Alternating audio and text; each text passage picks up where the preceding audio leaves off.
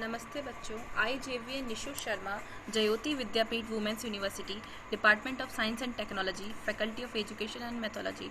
Today our session is static memory allocation. Static memory allocation होता क्या है? मतलब देखिए, अगर हम यहाँ बात करें, ये एक टाइप की ये एक टेक्निक है। इसमें हम क्या कर रहे हैं, कंपाइल टाइम पे ही हम ऑपरेटिंग सिस्टम में अपनी मेमोरी को क्या स्टोर करवा देते हैं, जिसको हम स्टैक भी बोलते हैं। अब स्टैक क्या होता है? जैसे कि आपने सपोज़ मेरे पास बहुत सारी कॉपीज़ हैं, मैंने पहले एक कॉपी ली, फिर उसके बाद कॉपी ली, फिर कॉपी ली, और बहुत सारी कॉपी एक साथ मैंने रख दी। अब मुझे अगर सबसे पहले कॉपी उठानी होगी तो मैं कौन सी कॉपी उठाऊँगी? जो सबसे ऊपर होगी, यानी कि जो सबसे लास्ट में वो कॉपी होगी वही मैं सबसे पहले हटाऊंगी ना। और फिर इसी तरीके से लास्ट में हमारे पास क्या रहेगा कि नो, एक भी कॉपी नहीं बचेगी। तो हमने सबसे पहले क्या किया, लास्ट कॉपी उठाया। तो स्टैक को हम क्या बोलते हैं, लीफो भी बोलते हैं। जो लास्ट में आता है वो पहले बाहर जाता है। समझ में आ रहा है?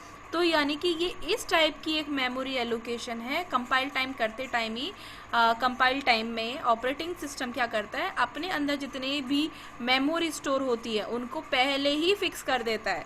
ठीक है, जिसके लिए हम डेटा स्ट्रक्चर में इसको क्या बोलते हैं, स्टैक यूज़ करते हैं। स्टैक, क्यू एंड हीप, ये हम तीनों चीज़ें डेटा स्ट्रक्चर में पढ़ते हैं। ठीक है, अगर हम इसकी बात करें कि इसका यूज़ होता क्या है, तो अगर हम इसका बैकग्राउंड की अगर बात करें कि memory is central to any computing system and its architecture determine the performance of any process while building system. One of the fundamental task is to allocate memory. Suppose देखिए, हम लोगों ने लास्ट प्रीवियस सेशन में भी एक example किया था, जिसमें हमने बोला था इंट सी, इंट या कैर सी ब्रैकेट में 10, यानी हमने एक कैरेक्टर वेरिएबल लिया, कैरेक्टर डेटा टाइप का एक वेरिएबल लिया था। वेरिएबल है हमारा सी, जिसका हमने साइज एलोकेट किया है 10। क्लियर है?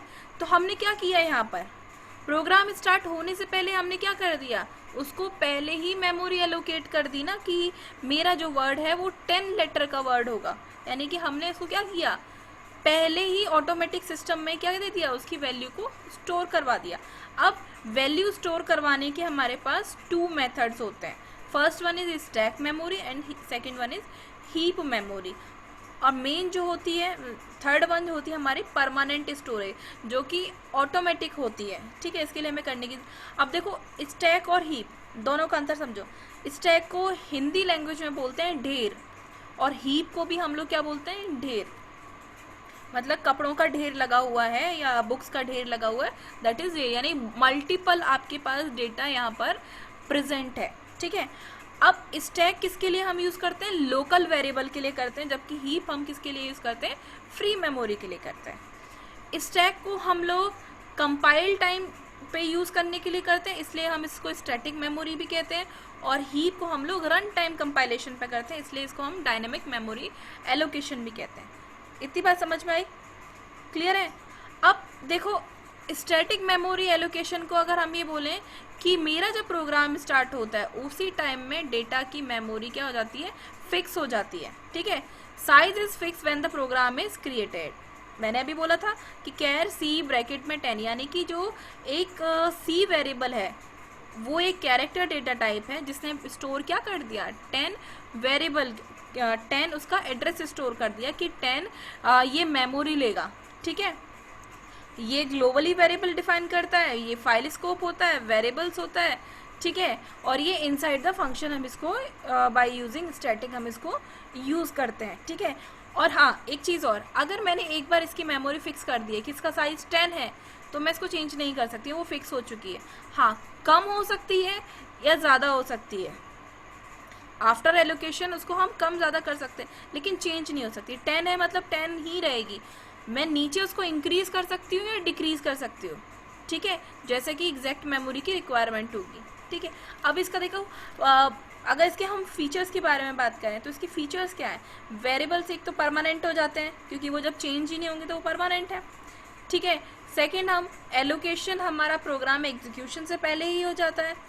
डेटा स्ट्रक्चर में हम इसको यूज़ करते हैं, और डेटा स्ट्रक्चर में हम स्टैक को स्टैटिक एलोकेशन के लिए यूज़ करते हैं, यानी कि हम लास्ट इन फर्स्ट आउट, जैसे कि आपका बुक्स का शेल्फ, ठीक है, कि जो बुक रखी हुई है सीक्वेंस वाइज, तो सबसे पहले जो लास्ट में रखी है सबसे पहले हम उसी को उठाएं। ऐसा तो नहीं करेंगे हम बीच में से कोई भी बुक ले लें रैंडमली, नहीं ना, हम स्टार्टिंग ऊपर जो रखी हुई है हम उसको उठाएंगे, यानी कि जो लास्ट में रखी है वही सबसे पहले फर्स्ट आउट होगी। ठीक है, क्लियर है। और लेस इफिशिएंट है, मेमोरी इसमें कोई रीयूजेबिलिटी है ही नहीं। अब इसका एक एग्जांपल देख लेते हैं, जैसे कि अभी हमने बात किया था कि हमने मेन मेथड बनाया, एक हमने इंटीजर टाइप वेरिएबल दे दिया b, एक हमने कैरेक्टर टाइप वेरिएबल दे दिया जिसका डेटा टाइप है 10 और इसका हमने वैल्यू ली है 10। ठीक है, और ये हमें रिटर्न करा रहा है। ठीक है, समझ में आया? तो हमने यहाँ क्या कर दिया, ये क्या किया हमने, यहाँ हमने क्या किया है, स्टैटिक वेरिएबल एलोकेट किया इनसाइड द मेन बॉडी।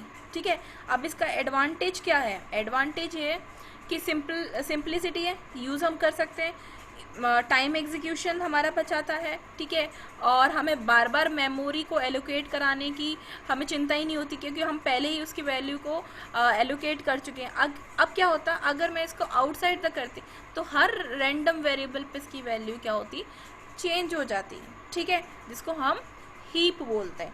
ठीक है, लेकिन इसका डिसएडवांटेज क्या है, अभी मैंने इसका 10 वैल्यू ले लिया सपोज, ठीक है, लेकिन मैंने एंट्री केवल 2 ही बच्चों की कराई, बाकी का व्हाट अबाउट द 8 वैल्यूज, कुछ नहीं ना, 8 ऐसे ही यूज में रहा।